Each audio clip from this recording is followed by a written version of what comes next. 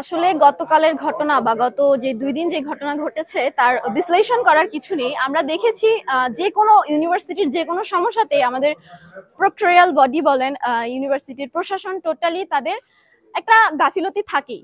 তো শেষ পর্যন্ত কালকের ঘটনার পরে বর্ণনার কিছু নেই, নিঃসন্দেহে আমরা এই প্রশাসনের পদত্যাগ চাই। এই প্রশাসন যেভাবে মানে সমাবর্তনের পিছনে তাদের সিরিয়াসনেস দেখিয়েছে, তাদের এফোর্ট দিয়েছে, এটা যদি আজকে ইউনিভার্সিটি প্রশাসন ইউনিভার্সিটির স্টুডেন্টের আবাসনের পিছনে দিত তাইলে হয়তো বা আজকে এই দিন দেখতে লাগতো না।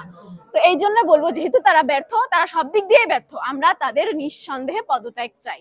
100% নট, আবাসন থাকলে কোনো স্টুডেন্টের জোবরাবাসীর সাথে কোনো লেনাদেনাই ছিল না। এখন তারা ওই সাইডে থাকে, 2 নম্বর গেট বলেন, সাউথ ক্যাম্পাস বলেন, এই সাইড গুলা দিয়ে যে বিল্ডিং গুলা থাকে বাইরে, ইউনিভার্সিটি এরিয়ার বাইরে, সেখানে স্টুডেন্টরা থাকছে। তো এটা তো তাদের আন্ডারে থাকছে, এটা তো ইউনিভার্সিটি প্রশাসনের বিল্ডিং না। তো সেই মেয়েটাকে তো দারোয়ান থাপ্পড় মারবে, সেই সাহসটা সে কেন পেলো? এই প্রশাসনের ব্যর্থ প্রশাসনের কারণে পেলো। আমরা চাই প্রক্টোরিয়াল বডি পদত্যাগ, প্রশাসনের পদত্যাগ এবং সর্বোপরি আমাদের ভিসির পদত্যাগ। কারণ উনি আমাদের শিক্ষার্থীদের দাবিগুলো পূরণ করতে পারছেন না, উনি আমাদের শিক্ষার্থীদের নিরাপত্তা প্রদান করতে পারছেন না, উনি আমাদের সুষ্ঠু আবাসন ব্যবস্থা দিতে পারেননি, খাদ্যের মান উন্নত করতে পারেননি এবং সর্বোপরি উনি শিক্ষার্থীদের নিরাপত্তা দিতে পারেননি। গত পরশুদিনের ঘটনার জের থেকে আজকের দিন পর্যন্ত যে জোবরাবাসী আমাদের চট্টগ্রাম বিশ্ববিদ্যালয়ের শিক্ষার্থীদের উপর হামলা করেছে, সেই সময় প্রশাসন আমাদেরকে নিরাপত্তা দিতে পারেনি।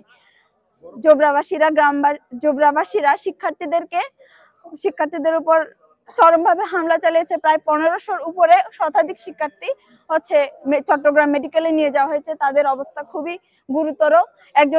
দুজনকে ঢাকায় মেডিকেলেও স্থানান্তর করা হয়েছে, কিন্তু এতে প্রশাসনে কোনো ভ্রুক্ষেপ নাই। ওনারা আছেন ওনাদের নিয়োগ পদ্ধতিতে ব্যস্ত, ওনারা এসির বাতাস খেতে ব্যস্ত, ওনাদের শিক্ষার্থীদেরকে নিয়ে কোনো চিন্তা ভাবনাই নেই। এজন্য আমরা চাই প্রশাসনের পদত্যাগ।